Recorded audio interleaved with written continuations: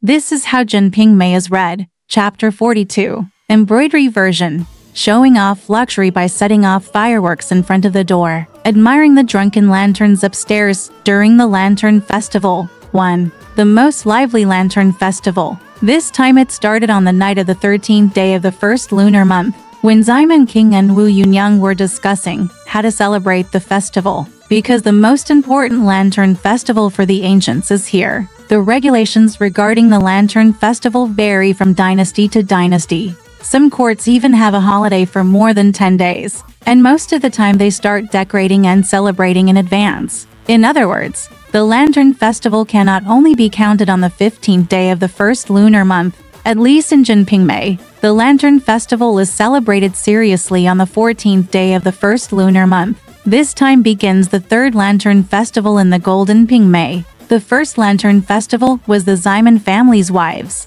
and concubines making a collective appearance at Li Pinger's house on Lion Street. The protagonist of the second Lantern Festival was Song Huilian, who died young. And this time there was no one in particular. The only theme was the excitement of all kinds of eating, drinking, having fun, flowers, snow and moon, all kinds of chickens and dogs are jumping around.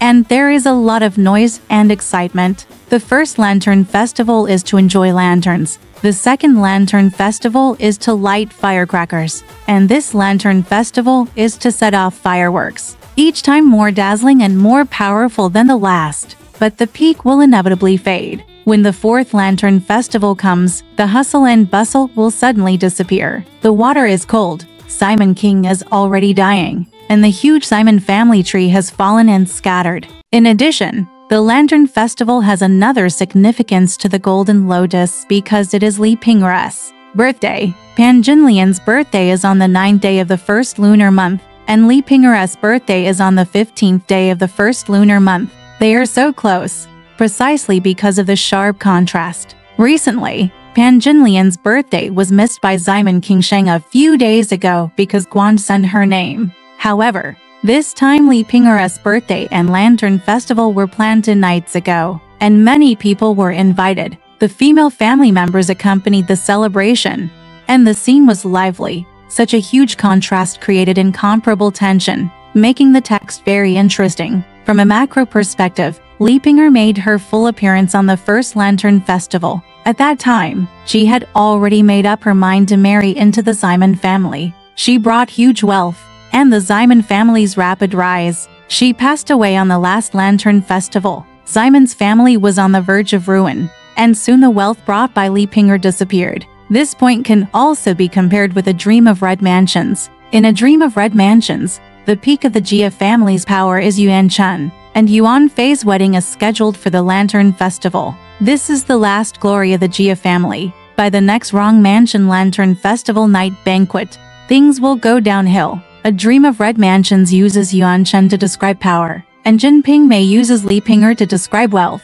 After all, the excitement and splendor of the Lantern Festival cannot stop the brevity and pushability of fireworks. The ups and downs of the world, success and failure are all carefully depicted in this special moment of the Lantern Festival. Hinting, in this way, who else would underestimate the great masterpiece The Plum in the Golden Vase? 2. Chen Jingji and Wu Yin'er. On the 14th day of the first lunar month, there were 2 banquets. Wu Yunyang invited all the ladies of the government at home, and Ximon King invited some helpers to drink and enjoy the lanterns at Lion Street. Before these 2 banquets, the author arranged 2 very interesting little details. Detail 1. On the morning of the 14th, I packed the box load and asked my son-in-law Chen Jingji and Bai Si to wear blue clothes, and he escorted them there. What they gave was a holiday gift to the daughter of the Qiao family. There was 4 gold and gemstone rings on the gift list, referring to the blind date between Meng Yulu and Sister Han Ai.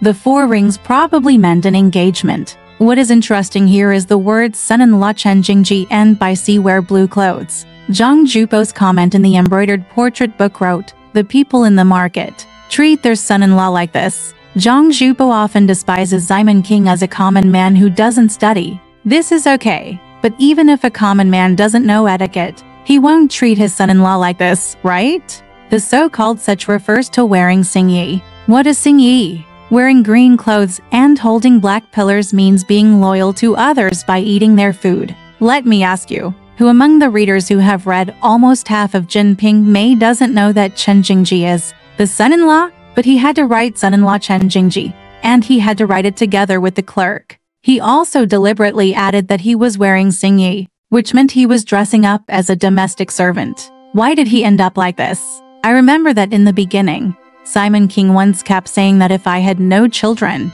this family property would always be left to my daughter and son-in-law. At this time, even Wu Yunyang had to fawn over the son-in-law and would invite my brother-in-law to sit here if nothing happened. But now, Simon King has a child, and the child is even engaged. This son-in-law who comes to visit seems to suddenly become extremely conspicuous. Perhaps, in the eyes of today's Simon family owner, there is not much difference between a son-in-law who lives under the fence and a servant who wears green clothes. Detail 2. On that day, Wu Yin'er from the hospital first sent for boxes of gifts, 2 gold scarves, and a pair of women's shoes, which he gave to Li Ping'er to celebrate his birthday and worship him as his daughter. It has been 32 times that Wu Yin'er received the divine advice from Count Ying, but she was patient enough to wait for half a year for Li Ping'er's birthday, and took the opportunity to worship Li Ping'er as her godmother. And the mother who gave birth to my brother also accepted Wu Yin'er's flattery like a bribe from a buck boy. Sister Li Gui, Wu Yunyang's nominal goddaughter, was also so jealous that she was speechless when she saw Li Ping'er at the height of her power. And this new daughter, these 2 details are nothing at first, but when compared together, they suddenly add a lot of new interest. Chen Jingji was sent over. Without Brother Guan, Chen Jingji might be the heir to the Simon family. However, when Brother Guan came, Chen Jingji also passed. Wu Yin'er was sent over. Without Brother Guan, Wu Yin'er would not worship Li Ping'er. As my godmother, Brother Guan came. And so did Wu Yin'er. After the death of Brother Guan, Simon King asked Chen Jingji to be an orphan before he died. It was the same thing that came and went, and when Li Ping'er was about to die, Wu Yin'er didn't even come to accompany her for half a day, until she saw the body left by Li Ping'er for her at the funeral. Only then did Relic shed some tears. This came and went. Jin Ping Mei is set in a small place like this, using this seemingly casual way to describe the world's human feelings and sophistication. What kind of masterpiece is this? 3. Lion watching fireworks on the street. Next came the process of tea banquets. Wu Yunyang entertained many official ladies at home, and the Garden Beauties gang came next in their newly made beautiful clothes. It was inevitable that there would be some interesting stories, but the author easily let it go and transitioned to Simon King and the lions of the gang. After a short period of fictitious writing, enjoying the lanterns and drinking in the street,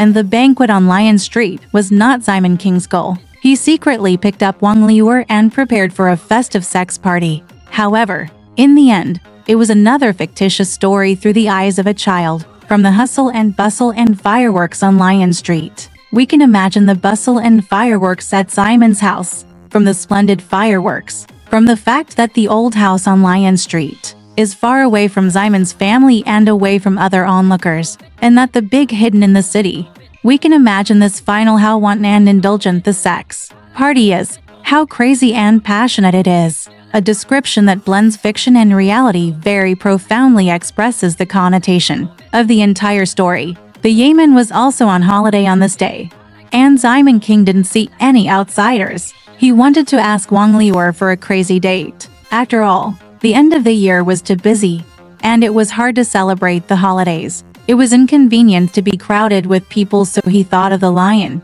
an old house on the street, which is a bustling market and close to Wang Liu'er's home. In order for Wang Liu'er to attend, Simon King invited Han Daoguo. In order for Han Daoguo to attend, Simon King invited Earl Ying and Zi Zaida. In order to give Wang Liu'er a reason to stay well, Simon King invited 2 prostitutes. The 2 prostitutes are Dong Zhaoer and Han Yuchuan, because Sister Li Gui and Wu Yin'er were playing with their godmother at Simon's house at this time. These 2 became supporting characters in Lion Street this time. However, even though he is a supporting character, he is also written very vividly. As soon as they entered the door, they wrote, "I saw 2 singers getting off the sedan, and the bearer carrying clothes and bags came in smiling." It was coming in with a smile. not walking in with a smile. As you can imagine, the whole body is smiling. Obviously, their topic has nothing to do with today's guests. Otherwise, they would definitely restrain themselves in front of the door. Then they avoided Simon King, Earl Ying and others, and went directly to the back, where they met the protagonist of the Lantern Festival, Wang Liuer. The prostitutes didn't know who she was, so they had to judge her by her appearance. Wearing a heartwarming bun on her head, a purple silk coat on her body, a black coat, and a white silk skirt, with 2 golden lotuses exposed underneath, and a long, purple-colored mustache. Not very powdered, dressed like a middle-aged man, with lilac in his ears. Basically, this is no different from Simon King's initial impression, with the finishing touch being imitating the way other people dress. Inside refers to the people among them, and the inside of prostitutes is naturally the brothel. On the one hand, this means that Wang Liuer imitated the appearance of prostitutes and pursued fashion after all. It is difficult for urban women to imitate noble families, and they can only imitate prostitutes if they want to follow the trend. However, in the eyes of prostitutes, Wang Liuer's long and black his body really looked like a tiger-like dog, so they looked up and down just to look at him. Once they looked at him, the 2 of them laughed once, and they didn't even know who he was. From this detail, we can see Simon King's uniqueness. The aesthetics, that kind of special insight into mature women, seems to be more interesting. On the other hand, it was also a severe mockery of Wang Liuer, because these 2 prostitutes are not here to sell themselves or perform arts. Their only job is to accompany Wang Liuer, because Simon King cannot invite Wang Liuer to drink at the same table, under any circumstances. Just because Han Daoguo came, however, his family members stayed downstairs, so he invited a prostitute to accompany him. This made sense, but Wang Liuer herself came here to act as a prostitute, and she knew this very well. So, we see that when the 2 prostitutes were deceived by Dan and mistakenly thought that Wang Liuer was Simon King's aunt and Koto respectfully, Wang Liuer panicked. We can imagine that at that moment, Wang Liuer, who was shameless in a deserted place, could not help but have mixed feelings in his heart. What follows is a period of drinking and making jokes among the prostitutes, slowly waiting for the final climax of the banquet, a carefully arranged fireworks, in order to describe how gorgeous it is. I have spent a lot of time writing in ink. Simon King and the gangsters glanced at each other. Wang Liuer and the 2 prostitutes who accompanied him glanced at each other, and all the living beings on the Lion Street glanced at each other. One eye is gorgeous, one eye is vivid. However, this is only one of the 4. It is expected that the other 3 fireworks outside Simon's house will be set off together, which will be even more spectacular. The gorgeous and elegant decorations of the wives and concubines beside the fireworks, their red and excited faces, and the reconciliation that pauses the smoke will definitely be able to let them feel the momentary joy. Maybe at this time, they don't want to pay attention to what the object of their favor, the man, husband, and the #1 adulterer in ancient and modern times, Simon King, is doing. It was late at night, and Earl Ying wisely left without saying goodbye. Han Daoguo was even more wise, and did not even feel embarrassed to watch the fireworks. Then he dismissed everyone and waited, finally ushering in the last moment of the night. Simon Kingman thought he had found the most suitable, most hidden place where he could enjoy sexual pleasure most unscrupulously. However, just like the crazy and perverted sex under the grape trellis in the 27 episodes, it was still the little iron rod that was still in its infancy. The eyes of a child who was not familiar with the world, innocently and curiously peeping at a mechanical sexual intercourse that is emotionless, but shockingly powerful, and has no foreshadowing, but overwhelming. Such a cold and cruel scene really seems to be on the Lantern Festival night when the fireworks are in full bloom, extraordinarily terrifying and despicable. On this day, compared to the previous Lantern Festival, everything was more prosperous and more gorgeous with Simon King's rapid rise to prominence. However, although the world was still there, the human affairs were no longer the same. The beautiful Song Huilian died. The charming Li Ping'er became a mother and no longer bothered to play these games. And the graceful Pan Jinlian has turned into a vicious, jealous and aggressive woman as time goes by and the years go by. The world is changing and turning upside down bit by bit. The last scene of the night was undoubtedly the most ruthless mockery of the prosperity. Alright, this part of the story ends here. Want to know what happened next? Let's listen to the breakdown next time.